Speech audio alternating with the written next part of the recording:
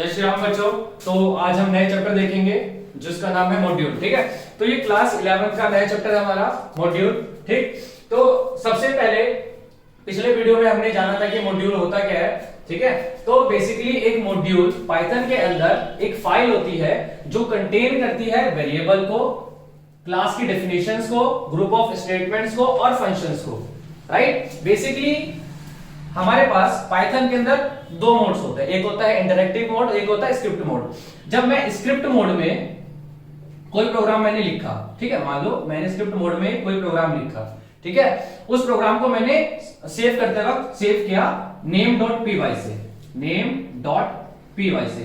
तो ये जो मेरी फाइल बनी, ये क्या है, मेरी मॉड्यूल है। अब इस फाइल के अंदर मैं कुछ भी लिख सकता हूं, या तो मैं नॉर्मली a = 10 लिख के इसे सेव कर दूं इस फाइल को, तो भी वो मॉड्यूल है।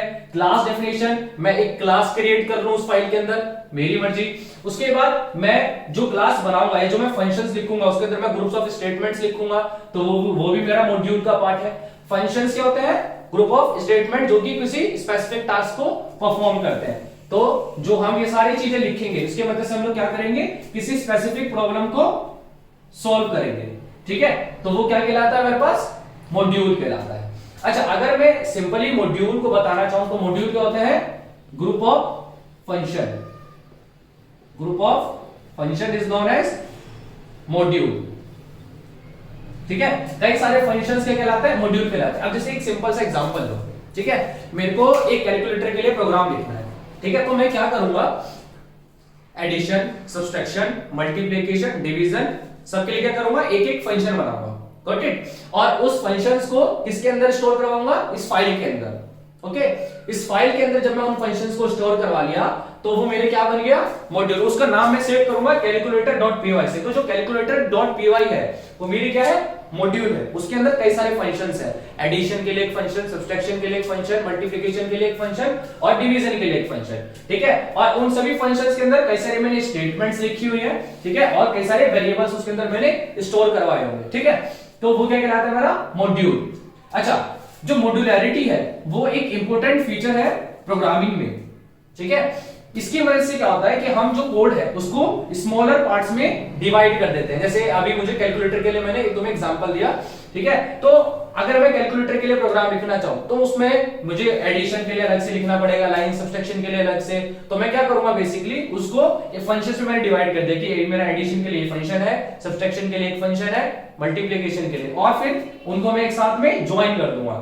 ठीक है, बेसिकली मॉड्यूलैरिटी से हमें क्या फायदा होता है, मेकिंग रीडिंग इजी।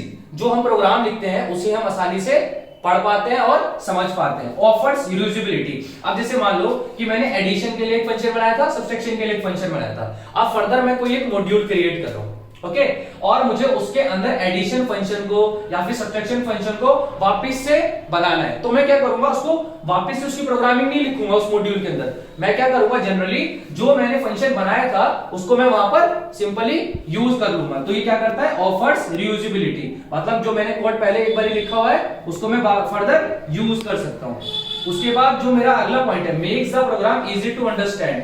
जब मेरे पास कोड अच्छे तरीके से लिखा हुआ है, ठीक है, तो मैं उसको और अच्छे तरीके से समझ सकता हूं। तो ये मेरा किसका फायदा होता है, मॉड्यूलैरिटी का। एक बार वापस से, मॉड्यूल क्या होते हैं, ग्रुप्स ऑफ फंक्शंस होते हैं, ठीक है, और ये कोई फाइल नेम हो सकती है, इसका एक्सटेंशन क्या होगा, .py, और कोई भी मॉड्यूल कुछ भी कंटेन कर सकता है, सिंगली वेरिएबल भी कंटेन कर सकता है, या फिर क्लास के डेफिनेशंस या स्टेटमेंट या फिर ग्रुप ऑफ स्टेटमेंट्स और फंक्शंस। इनके वजह से क्या होता है कि अब आप किसी भी स्पेसिफिक प्रॉब्लम को आसानी तरीके से सॉल्व कर सकते हो। ठीक है, इसको नोट डाउन कर लो।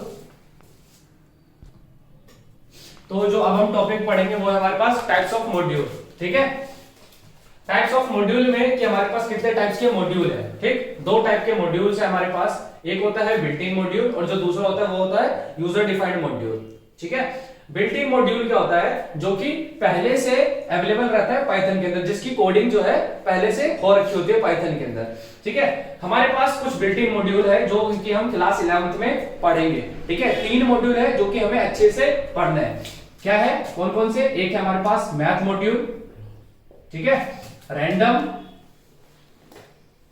और स्टैटिस्टिक्स। ये तीनों मॉड्यूल हमें अच्छे से पढ़ने हैं। ठीक है, इनके सारे फंक्शंस के बारे में ध्यान से जानना है। रैंडम के अंदर 2 फंक्शन है, अभी वीडियो में आगे हम लोग देखेंगे, और मैथ्स के भी कुछ फंक्शंस हैं जिसके बारे में हमें जानना है। ठीक है, स्टैटिक्स में आ जाते हैं तुम्हारे मीन, मीडियन, मोड। ठीक है, रैंडम के अंदर रैंड इन, रैंड रेंज, ये 2 पढ़ने हैं। मैथ्स के अंदर सील, फ्लोर, एसक्यूआरटी, सिन, कॉस, ये फंक्शंस हम लोग इसके अंदर देखेंगे। ठीक है, यूजर डिफाइंड मॉड्यूल क्या होता है? आई जैसे मैंने तुम्हें पहले बताया कि जो मॉड्यूल यूजर खुद बनाता है वो क्या होता है? User defined module. For example, जैसे मान लो कि मैंने एक कैलकुलेटर के लिए प्रोग्राम लिखा, ठीक है, उसके अंदर मैंने कई सारे फंक्शंस बनाए और उसको मैंने सेव किया। जैसे मान लो कि मैंने एक फंक्शन बनाया डेफ ऐड नाम करके, ठीक है, इसके अंदर मैंने कुछ प्रोग्राम लिखा, इसकी बॉडी फंक्शन बॉडी में कुछ मैंने ग्रुप ऑफ स्टेटमेंट्स लिखे, फिर मैंने एक बनाया सब्सट्रैक्शन के लिए। तो मैंने यहाँ पर क्या किया? 2 फंक्शन बनाए। अब मैंने इसको इसी फाइल को सेव किया मैंने कैलकुलेटर के नाम से। किसके नाम से? कैलकुलेटर डॉट पीवाई के नाम से। ठीक है, तो ये कैलकुलेटर डॉट पीवाई क्या है? मेरी यूजर डिफाइंड मॉड्यूल मैंने एक क्रिएट किया है, इसके अंदर ये 2 फंक्शंस है, तो ये क्या है? मेरा यूजर डिफाइंड मॉड्यूल।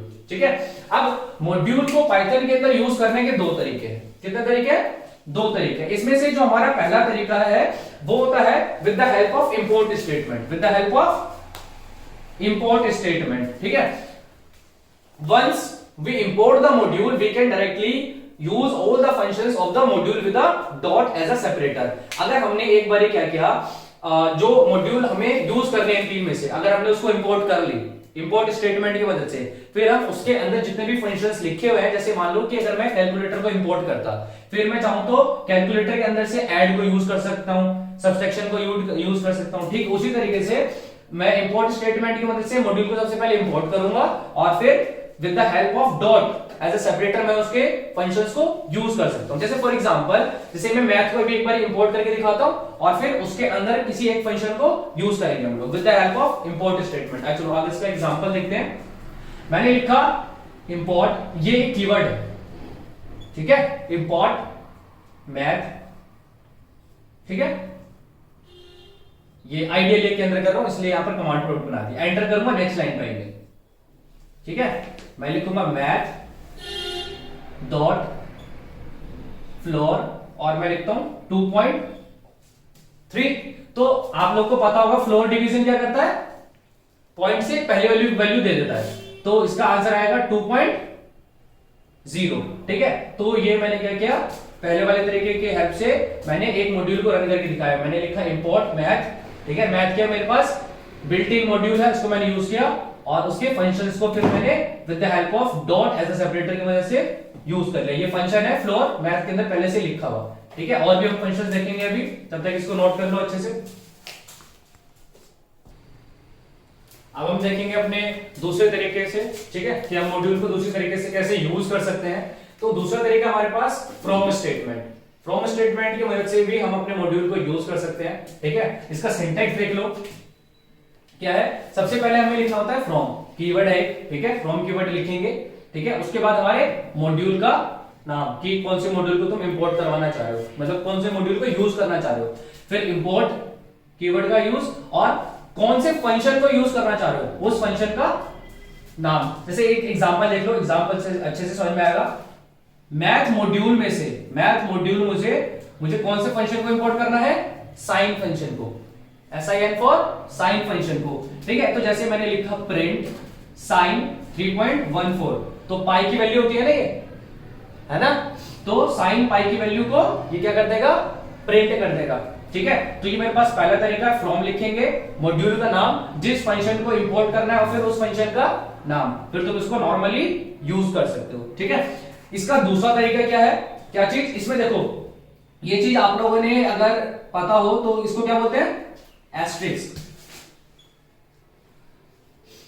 ठीक है, जब हमें, जैसे अगर मान लो ऐसे लिखा हुआ है फ्रॉम मॉड्यूल नेम और इंपोर्ट एस्ट्रिक लिखा हुआ है, ठीक है, तो यहां पर एस्ट्रिक तब होता है जब, जैसे ये मॉड्यूल नेम है, ठीक है, जैसे मैं यहां पर लिखता फ्रॉम मैथ इंपोर्ट सिन की जगह मैं लिख रहा हूं एस्ट्रिक।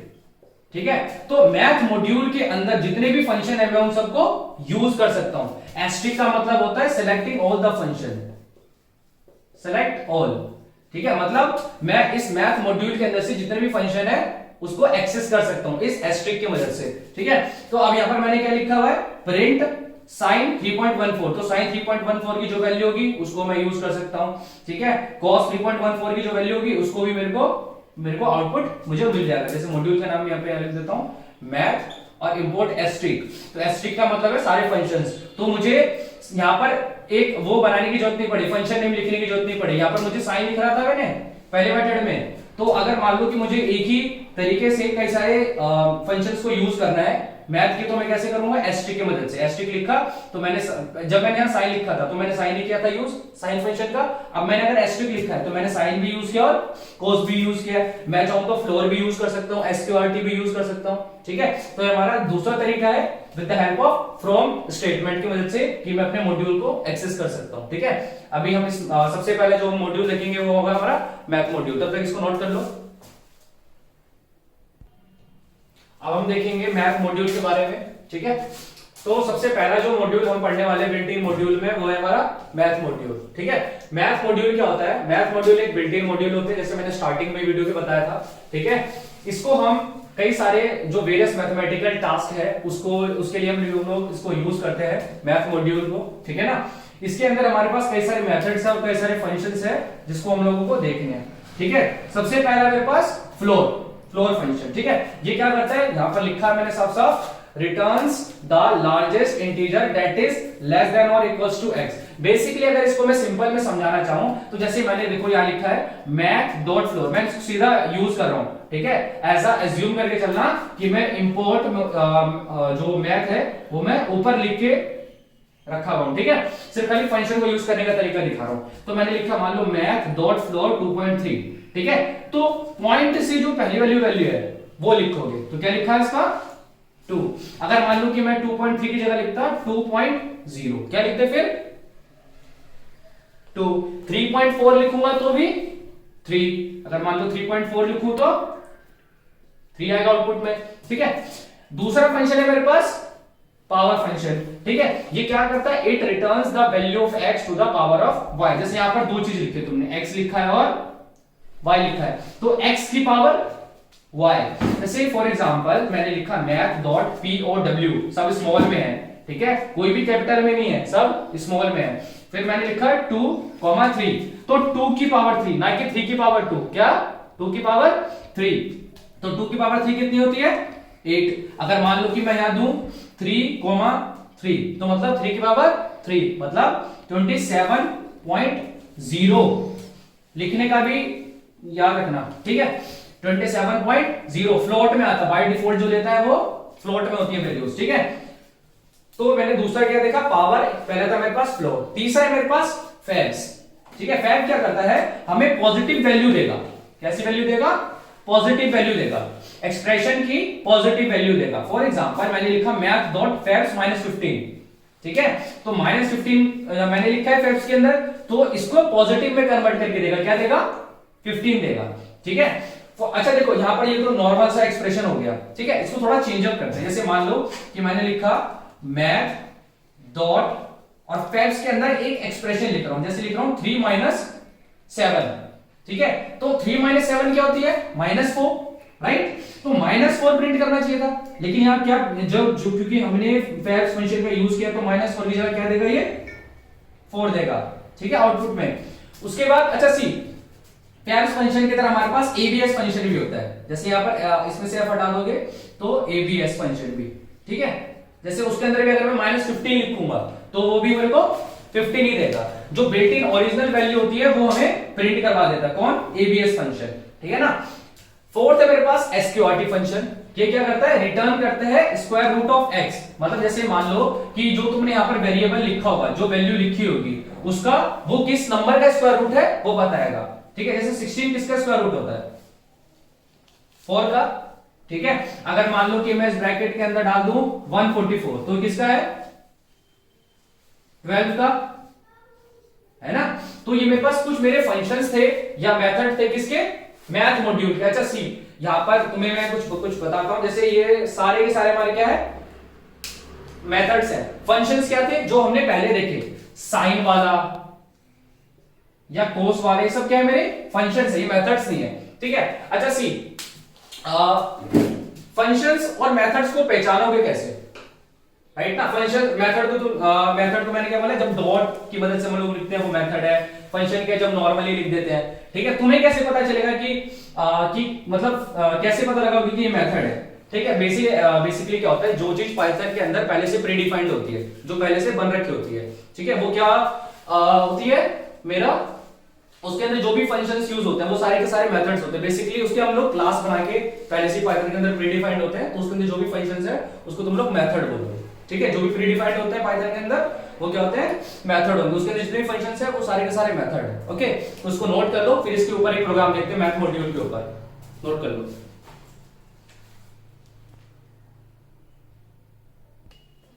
अब हम जो है मैथ मॉड्यूल के और भी फंक्शंस के बारे में देखते हैं, ठीक है। सबसे पहले फिफ्थ है मेरा एफ मोड, ठीक है। एफ मोड क्या करता है, जैसे यहां देखो मैंने लिखा हुआ है एक्स मॉड्यूलस फंक्शन, मतलब मॉड्यूलस वाले मॉड्यूलस ऑपरेटर, और फिर वाई, एक्स को वाई से डिवाइड करेगा, ठीक है। ये क्या करता है, हमें रिमाइंडर देता है, क्या देता है, रिमाइंडर देता है। तो x को y से डिवाइड करके जो रिमाइंडर आएगा वो देगा, और उसका जो साइन है वो किसके साथ होगा, x के साथ होगा। जैसे फॉर एग्जांपल देखो मैंने लिखा math.fmod 4,9, तो इसको इससे डिवाइड करेगा, ठीक है। जो मेरे पास रिमाइंडर आया, ठीक है, वो दे देगा किसके सिंबल के साथ, जैसे ये 4 क्या मेरा पॉजिटिव है, तो मेरा आंसर क्या आया, 4 आया। इसमें इन दोनों को जो डिवाइड करेंगे तो रिमाइंडर क्या आएगा, बेसिकली 0 आएगा, कोई दिक्कत नहीं होनी चाहिए। और ये 3 जो है वो प्लस है, तो इसका भी आंसर पॉजिटिव आ रहा है, ठीक है। अच्छा यहां देखो एफ मोड, ये नेगेटिव है। जब मैंने इसको इससे डिवाइड किया तो जो मेरा रिमाइंडर आया वो मुझे उसमें रिटर्न किया, और साइन किसका है, एक्स का। तो ये एक्स है और ये वाई है, एक्स का साइन क्या है, माइनस, तो आंसर क्या आया, माइनस में आया। अब आया मेरा math.fmod 4,3, ठीक है। तो 4 बड़ा है, इसको जब मैं इससे करूंगा, देखो यहां पर ऐसे करते हैं ना, 3 1 जा 3, कितना आया आंसर मेरा, रिमाइंडर 1, तो रिमाइंडर दिया, साइन क्या है, पॉजिटिव है। अगर मैं यहीं पर -4,3 लिखूं तो मुझे आंसर क्या मिलेगा, -1.0, गॉट इट। तो ये क्या करता है, रिमाइंडर देता है, और साइन किसका होता है, x का होता है, ठीक है। ये मेरा एफ मोड मेरा फंक्शन है। उसके बाद है मेरे पास जीसीडी फंक्शन। जीसीडी फंक्शन की फुल फॉर्म होती है जीसीडी की, सबसे पहले ग्रेटेस्ट कॉमन डिवीजन। आप लोगों ने चैप्टर नंबर 2 या 3 में, ठीक है, इसका प्रोग्राम भी देखा होगा, ठीक।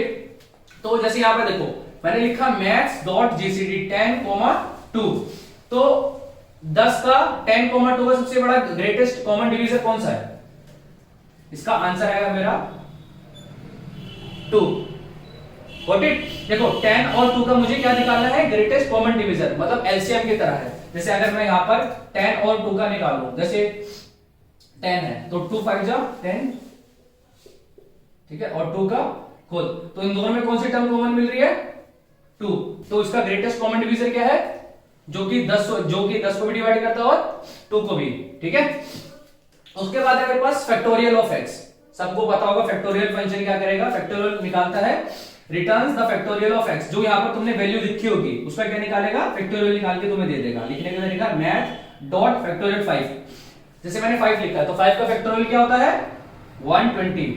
फैक्टोरियल मतलब जिसको नहीं पता है, अगर मैं 5 का फैक्टोरियल निकाल रहा हूं तो 5 into 4 into 3 into 2 into 1, 5 4 20, 20 into 3 60, 60 into 2 120। अगर मान लो कि मुझे 3 का फैक्टोरियल निकालना है तो 3 into 2 into 1 यानी कि 6। ये किसका काम होता है, फैक्टोरियल फंक्शन का, ठीक है। अच्छा सी, उसके बाद कुछ और बचते हैं मेरे पास, math.e और math.py। इसको और अच्छे से हम लोग एक बार देख लेते हैं। math.e क्या होता है बेसिकली, ठीक है, E4 होता है एक्सपोनेंट, E4 होता है एक्सपोनेंट, E फॉर एक्सपोनेंट, ठीक है। यहां पर जो e की वैल्यू है, ये जो वैल्यू है, ये जो प्रिंट हुई है math.e करके, ये मेरा एक यूलर्स नंबर होता है। पाइथन कौन से एक्सपोनेंट में कौन से नंबर को फॉलो करता है, यूलर्स नंबर्स को, ठीक है, यूलर्स नंबर को फॉलो करेगा, ठीक है। ये यूलर्स नंबर होता है 2.718281 आगे तक होता है, ठीक है। बेसिकली इतना याद रखना है, math.exponent में ये वैल्यू में प्रिंट हुई मिलती है। फिर अगर मुझे पाई की वैल्यू प्रिंट करनी है, अगर मैं नॉर्मली ऐसी पाई की वैल्यू प्रिंट करवाना चाहूँ तो नहीं हो सकती वैल्यू, वो एरर शो करेगा। अगर मुझे मैथ की पाई की वैल्यू शो करनी है, ठीक है, जो क्या होती है 3.1451 समथिंग, राइट। तो अगर मुझे करनी है तो मैं क्या लिखूंगा, इंपोर्ट मैथ, उसके बाद फिर math.py। तो जब मैंने math.py लिखा तो मुझे क्या वैल्यू प्रिंट करेगा, 3.1451 डॉट डॉट डॉट, ठीक है। तो ये मेरे कुछ मेरे फंक्शंस थे और मेथड्स थे मैथ मॉड्यूल के ऊपर, ठीक है। आई होप कि मैंने ये सारा कंप्लीट किया है, ठीक है। बेसिकली 10 से 11 फंक्शंस मैंने समझाए हैं। अब इसके ऊपर एक क्वेश्चन देख लेते हैं कि मैथ मॉड्यूल के ऊपर हमारे पास क्या क्वेश्चन पूछ सकता है। ओके, तब तक नोट कर लो इसको। अब हम एक क्वेश्चन देखेंगे, ठीक है, जो भी हमने फंक्शंस पढ़े हैं उनके ऊपर, ठीक। तो जैसे यहाँ देखो, मेरा पहला क्वेश्चन है, write a program to display x raise to y and square root using math module की मदद से, ठीक है, with the help of from statement मुझे x raise to the power y दिखाना है और स्क्वायर रूट के लिए प्रोग्राम लिखना है, ठीक है। तो मैंने कौन सा मेथड का यूज किया, फ्रॉम, क्योंकि मेरे को क्वेश्चन में ही बोला हुआ है कि फ्रॉम स्टेटमेंट का यूज करना है, ठीक है। तो मैंने लिखा फ्रॉम मैथ। अब मेरे को यहाँ पर दो मेथड का यूज करना है, x raise to the y, यानी कि मेरे को यहाँ पर पावर का यूज करना पड़ेगा और SQRT का, यहाँ पर SQRT का यूज करना पड़ेगा स्क्वायर रूट के लिए, और x रेज टू y के लिए मुझे POW का यूज करना पड़ेगा, पावर का यूज करना पड़ेगा। तो दो है, राइट। तो फ्रॉम स्टेटमेंट में क्या, जैसे मैंने लिखा फ्रॉम मैथ इंपोर्ट, तो मुझे फंक्शन नेम लिखना होता है। तो अब मेरे पास तो दो है, तो मुझे दो बार फंक्शन नेम लिखना पड़ेगा। तो मैं उससे बढ़िया क्या करूंगा, मैं एस्ट्रिक का यूज करूंगा। मतलब इसी के, अगर मैंने लिखा इंपोर्ट एस्ट्रिक, तो मैथ के अंदर जितने भी फंक्शंस हैं मैं उनको एक्सेस कर सकता हूं, यूज कर सकता हूं, ठीक है। उसके बाद मुझे लिखना है x raise to the power y, ना ही मुझे x मालूम है ना ही y मालूम है, तो मैंने x यूजर से लिया, x equals to int input enter the value of x। फिर मैंने लिखा y int input enter the value of y, x की वैल्यू यूजर इनपुट करेगा और y की वैल्यू यूजर इनपुट करेगा, ठीक है। और फिर p को, मतलब पावर जो मेरे पास फंक्शन है, ठीक है, इसको मैंने किस में स्टोर करवा दिया, एक वेरिएबल p नाम से, ठीक है। अच्छा सी, जब हम फ्रॉम इस मेथड का यूज करते हैं ना, तो इसमें हम एक वेरिएबल ले लेते हैं और उसके अंदर जो उसको यूज करते हैं फंक्शन को, राइट। जब हमने इसको नॉर्मल तरीके से पढ़ा था तो हम उसमें कैसे कर रहे थे, जब एक सिंगल था तो मैथ डॉट करके पढ़ रहे थे, है ना। बट यहाँ पर हम क्या कर रहे हैं, वेरिएबल के अंदर स्टोर करा रहे हैं, जो इसकी वैल्यू आएगी सोल्व करने के बाद वो कहाँ होगा, p के अंदर। और ये इसलिए क्योंकि हम इस तरीके का यूज कर रहे हैं, फ्रॉम स्टेटमेंट का यूज कर रहे हैं। तो मान लेते हैं कि x जो यूजर ने एंटर किया हुआ है 3, ठीक है, और ये क्या है वापस से 3, तो पावर ऑफ 3 कितना हो गया 27। तो 27 किसके अंदर स्टोर है, p के अंदर स्टोर है, और उसको क्या प्रिंट कर देगा, power of x raise to y is p, क्या p के अंदर क्या स्टोर है वैल्यू 27.0। फिर आगे लाइन में लिखा हुआ है num is equals to int input enter the number, जो तुम नंबर यूजर से एंटर करवाओगे वो किसके अंदर जाएगा, num, क्योंकि हमें स्क्वायर रूट भी निकालना था, ठीक है। तो अब मान लेते हैं कि हमने नंबर एंटर किया है 125, ठीक है। तो 125 किसका स्क्वायर रूट है, वो किसके अंदर स्टोर हो जाएगा, q के अंदर। तो यहां पर नम की जगह क्या आएगा 125 का स्क्वायर रूट क्या होता है, ठीक है।